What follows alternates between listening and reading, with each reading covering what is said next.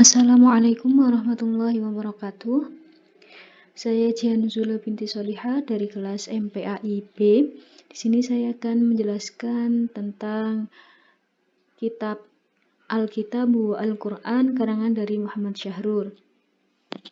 Di sini saya akan menjelaskan yang pertama tentang biografi Muhammad Syahrur, lalu dilanjutkan oleh pemikiran-pemikiran Muhammad Syahrur, dan selanjutnya yaitu pembahasan, dan yang terakhir yaitu kesimpulan.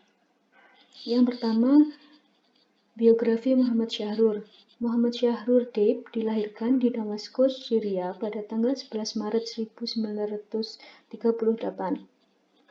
Pendidikan dasar dan menengah beliau ditempuh di Lembaga Pendidikan Abdu Ar-Rahman Al-Kawakibi, Damaskus. Setelah menyelesaikan pendidikan menengah pada bulan Maret 1957, Syahrur mendapat beasiswa pemerintah untuk studi teknik sipil di Moskow, Uni Soviet. Dari sanalah ia berhasil meraih gelar diploma dalam teknik sipil pada tahun 1964. Sepulang dari Moskow, ia bekerja sebagai dosen di Fakultas Teknik Universitas Damaskus. Selanjutnya, ia dikirim oleh pihak universitas untuk melanjutkan pendidikannya ke Irlandia dan di Universitas Nasional Irlandia. Dari Universitas Irlandia tersebut, ia memperoleh gelar master pada tahun 1968 dan gelar doktor pada tahun 1972 dalam spesialisasi mekanika pertahanan dan pondasi. Kemudian beliau kembali ke alma maternya untuk mengajar dan dalam bidang mekanika pertahanan dan geologi. Lalu pada tahun 1982 sampai 1983, Syahrur dikirim oleh pihak universitas untuk menjadi tenaga ahli pada Al Saud Consult Arab Saudi. Setelah itu beliau kembali ke Universitas Damaskus dan ia bersama rekannya membuka biro konsultan teknik Dar al-Istisyarat al-Handasiyah di Damaskus.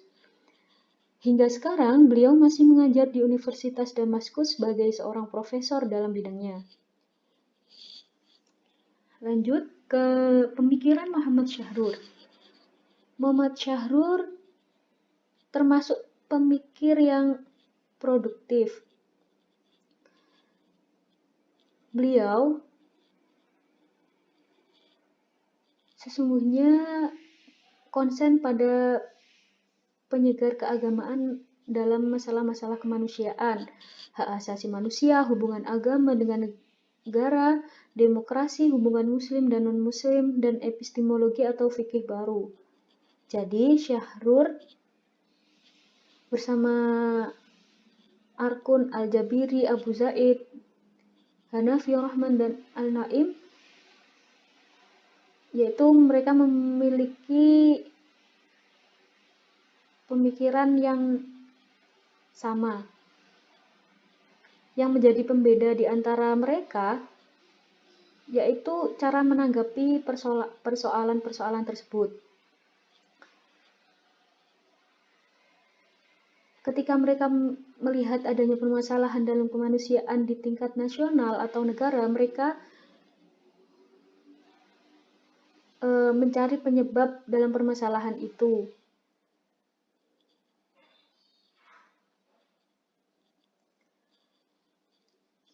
Sama dengan penyegar pemikiran lainnya, Syahrur itu juga memiliki pemikiran tersendiri. Syahrur melihat bahwa dalam pemikiran Arab Islam terdapat penyakit yang harus ditanggulangi dengan segera. Di sini ada 5. Yang pertama, menurut Syahrur, dalam pemikiran Arab tidak ada metode yang benar-benar ilmiah dan objektif yang digunakan dalam kajian-kajian ilmiah maupun dalam menelaah kitab suci. Padahal metode ilmiah itu penting agar pemahaman atas Alkitab tidak dangkal dan fanatik akibat dari masuknya sentimen primordial kemadzhaban dan aliran teologi. Yang kedua, Karena tidak tersedia metode ilmiah, maka tidak ada pula riset ilmiah atas berbagai permasalahan. Buku-buku agama yang menyatakan diri ilmiah kenyataannya adalah upaya justifikasi atas proyek memfanakan atau membakokkan Islam. Yang ketiga yaitu kebanggaan atas kebakoan Islam dalam keagungannya atau ketakutan akan profanisasi Alkitab menjadi umat Islam. Jangankan memanfaatkan, ia malah terisolasi dalam filsafat dan pemikiran luar, khususnya tradisi barat. Yang keempat, isolasi diri dari luar berakibat pada kosongnya pemikiran Arab dari ilmu. Filsafat dari epistem baru yang dapat koheren dengan serta dapat digunakan untuk mengungkap kandungan Al-Quran atau bagian dari Alkitab yang menerangkan tentang hukum alam dan kemanusiaan. Sehingga hasil-hasil pemikiran tetap terjebak pada mazhab fikih walaupun ada 5 aliran teologi dan saling tuduh. Yang kelima, akhirnya menurut Syahrur, umat Islam itu hidup dalam krisis pemahaman yang serius atau azmah fikih haddah. Sehingga bahwa umat Islam ini membutuhkan fikih baru dan pembacaan kontemporer atas sunnah Nabi.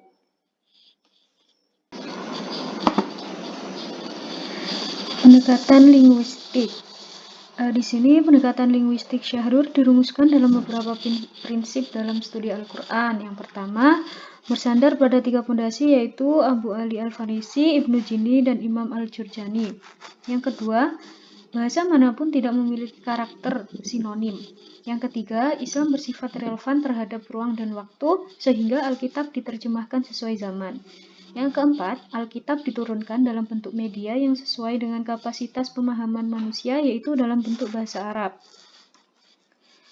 Mengacu kepada karakter khusus bahasa Arab berdasar teori bahasa yang dikembangkan oleh Abu Ali Al-Farisi, Ibnu Jini, dan Imam Al-Jurjani. Adapun metode yang ditawarkan ketiga tokoh itu menurut Ja'far Al-Bab dalam pengantar buku Alkitab buku Al-Quran meliputi: yang pertama, adanya keterkaitan antara bahasa dan pikiran. Yang kedua, bahasa tidak tumbuh secara sempurna dalam satu waktu, melainkan berkembang sebagaimana berkembangnya pikiran manusia. Yang ketiga, menolak adanya sinonimitas dalam bahasa. Yang keempat, bahasa adalah sebuah sistem. Yang kelima, memperhatikan hal-hal yang bersifat universal dan konstan tanpa menafikan adanya pengecualian-pengecualian. Konsep al-nubuwah atau kenabian dan ar-risalah kerasulan merupakan konsep pokok dalam penelitian Syahrur. Melalui konsep inilah ia melakukan sistematisasi kitab suci dan hadis.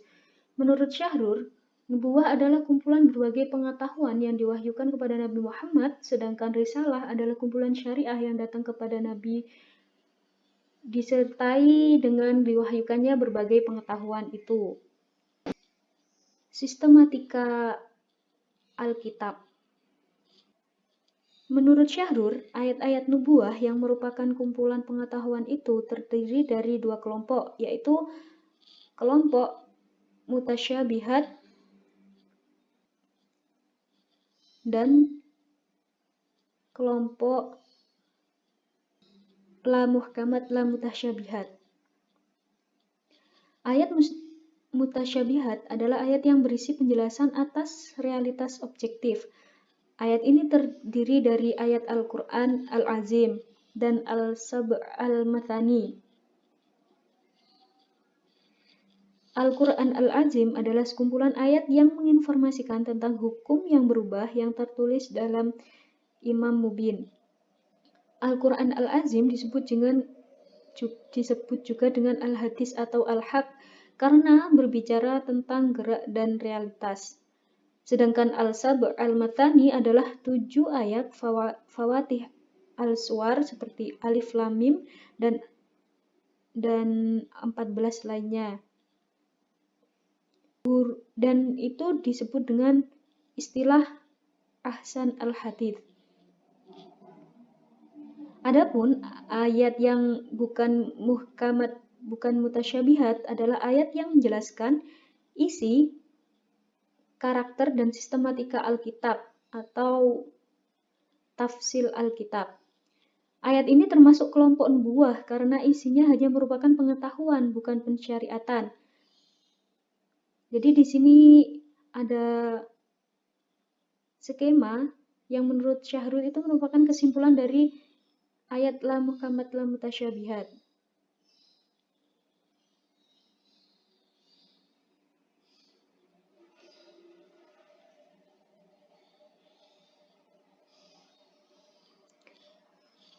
Adapun kitab Risalah adalah ayat-ayat muhkamat yang berisi tentang hudud, ibadah, Al-Furqan, dan ta'limat. Ayat-ayat muhkamat adalah ayat yang mengatur hubungan manusia dengan Tuhannya, hubungan antar manusia dan dasar-dasar syariah. Ayat-ayat ini disebut juga dengan istilah Alkitab. Hudud adalah batas-batas hukum yang tidak boleh dilampaui, baik batas maksimal maupun batas minimal. Ibadah atau al-sya'air adalah ritual-ritual keimanan seperti sholat, puasa, dan lain sebagainya. Al-Furqan adalah 10 perintah Tuhan atau Ten Commandment, titik persamaan risalah Tuhan atau Ten Commandment yang diturunkan Allah kepada Nabi Musa, Isa, dan Nabi Muhammad yang menjadi titik persamaan risalah Yahudi, Nasrani, dan Islam. Sedangkan Al-Ta'limat adalah perintah-perintah dan larangan-larangan baik yang bersifat khusus kepada Nabi maupun bersifat umum untuk seluruh manusia. Selanjutnya yaitu sistematika sunnah. Syahrul menyatakan bahwa al-sunnah adalah sebuah metode atau penerapan hukum-hukum Alkitab secara mudah dan gampang, tanpa keluar dari ketentuan hudud, dengan memperhatikan realitas objektivitas tempat dan saat hukum itu akan diterapkan. Dengan demikian, ia menolak terminologi definisi hadis klasik sebagai segala sesuatu yang dinisbahkan kepada Nabi, baik berupa ucapan, perbuatan, maupun takrir atau ketetapan. Definisi klasik ini menurutnya telah membawa umat kepada kehancuran dengan melakukan redefinisi atas sunnah. Ia juga melakukan kritik atas bentuk ketaatan literal dan mengajak untuk menerapkan semangat sunnah Nabi. Peniruan terhadap Nabi tidak harus berupa peniruan yang bersifat literal, tetapi harus merupakan peniruan atas semangat dasar penerapan hukum. Bila Alkitab terdiri dari kitab nubuwah dan kitab risalah, sunnah pun juga menurut Syahrul terdiri dari sunnah nubuwah dan sunnah risalah. Pengetahuan sunnah nubuwah itu mengandung pengetahuan atau hadis-hadis, yaitu yang pertama, hal-hal yang berkaitan dengan perkara gaib atau al-hadits al-ghaibat yang berfungsi sebagai penjelas atas Al-Quran dan berkaitan dengan pemahaman umum atas Al-Quran dan bukan merupakan takwil karena Nabi tercegah untuk melakukan takwil. Usaha pemahaman terhadap hadis ini sekaligus kritik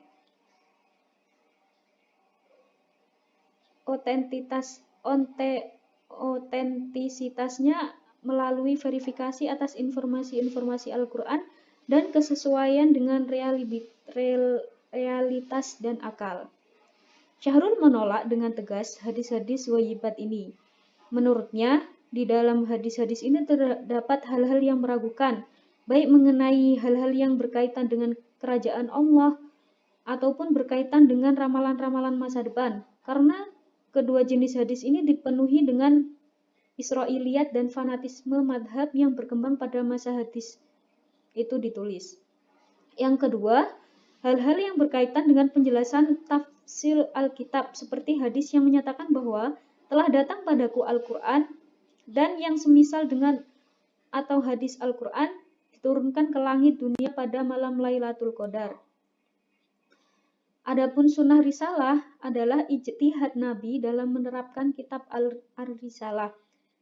Isi dan kandungan sunnah risalah sama dengan kandungan kitab risalah.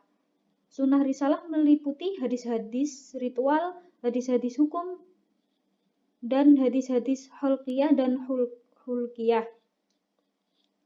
Sunnah risalah ini mengharuskan ketaatan. Ketaatan pada sunnah risalah, menurut Syahrur, ada dua metode ketaatan atau dua model ketaatan, yaitu ketaatan mutlak al-ta'ah al-muttasilah dan ketaatan sementara al-ta'ah al-mufassilah. Ketaatan mutlak adalah ketaatan yang berlangsung terus-menerus dimanapun dan kapanpun, baik ketika ia masih hidup maupun setelah meninggalkannya. Ketaatan seperti ini sebagaimana ketaatan kita kepada Allah Subhanahu wa taala. Ketaatan mutlak hanya berlaku untuk masalah hudud, ibadah, dan akhlak. Misalnya taat atau tidak melampaui terhadap batas maksimal pakaian bagi perempuan, yakni seluruh tubuh kecuali muka dan telapak tangan. Dan batas minimal zakat, yakni 2,5% dan tata cara ibadah dan lain sebagainya. Ketaatan sementara adalah ketaatan pada Rasul pada saat ia masih hidup dan kewajiban taat itu berhenti setelah ia meninggal dunia. Ketaatan sementara berkisar pada perkara-perkara keseharian dan hukum-hukum temporer seperti putusan-putusan Rasul sebagai pemimpin negara, hakim, panglima perang, larangan melukis, menulis, bermain musik, dan menyanyi. Dua bentuk ketaatan terhadap sunnah Rasul tersebut diisyaratkan oleh dua jenis ayat tentang keharusan taat kepada Rasul. An-Nisa ayat 59. Pada ayat yang pertama, kata Rasul diatofkan kepada kata Allah secara langsung tanpa dipisah dengan kata lain. Ini berarti ketaatan kepada Rasul itu bersifat mutlak atau muttasilah sebagai kewajiban taat kepada Allah. Sementara pada ayat kedua, Allah memberi dua perintah dengan mengulang kata ati'u yang mengisyaratkan ketaatan kepada Rasul. Tidak berarti sekaligus merupakan ketaatan kepada Allah. Rasul memiliki wewenang dalam beberapa masalah-masalah yang dihadapinya pada masanya. Dengan demikian, ketaatan atas Rasul selama ia masih hidup diperoleh berdasarkan lanjutan ayat wa ulil amri minkum. Tentu saja ulil amri yang wajib kita taati itu ulil amri yang masih hidup. Jadi ayat ini berkaitan dengan ketaatan kepada Rasul selama ia masih hidup.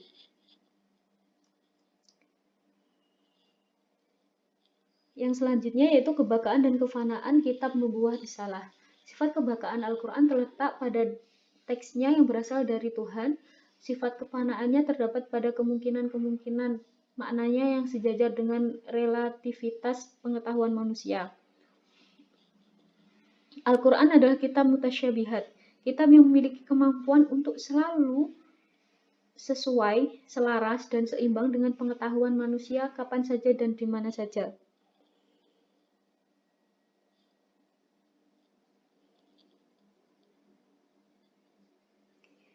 Kebakaan dan kefanaan kitab risalah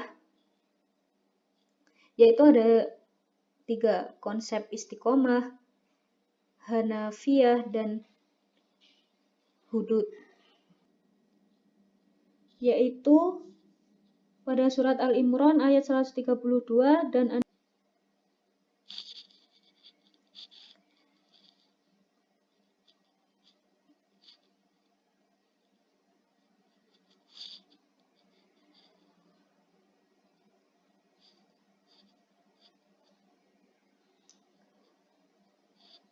kata di sini konsep hanafiyah dimaknai dengan kata hanif adalah mustaq dari kata hanafa yang artinya melengkung dan bengkok. Dari asal kata inilah orang pincang disebut ahnaf. Dalam bahasa Arab, kata ahnaf memiliki akar bumi, kosmos, Bahkan elektron pun bergerak secara melengkung. Tidak ada tata alam yang tidak melengkung. Sifat inilah yang menjadikan alam teratur dan dinamis. Al-Din Al-Hanif. Dengan demikian adalah agama yang selaras dengan kondisi ini, karena Al-Hanif merupakan pembawaan yang bersifat fitrah. Adapun kata istiqomah berasal dari akar kata qawim yang memiliki dua arti. Yang pertama, kumpulan manusia berjenis kelamin laki-laki. Yang kedua, berdiri tegak atau al-intishab, dan kuat atau al-azm. Dari kata tegak atau al-intisab lahir kata al-istiqomah dan al-mustaqim, antonim dari kata bengkok. Dari arti kuat atau azm muncul kata al-qayyimah atau qawwam dan qayyum seperti al-din al-qayyim, yakni agama yang kuat yang memiliki kekuasaan, atau ar-rijalu qawwamu 'alan nisa dan Allahu la ilaha illa huwal hayyul qayyum.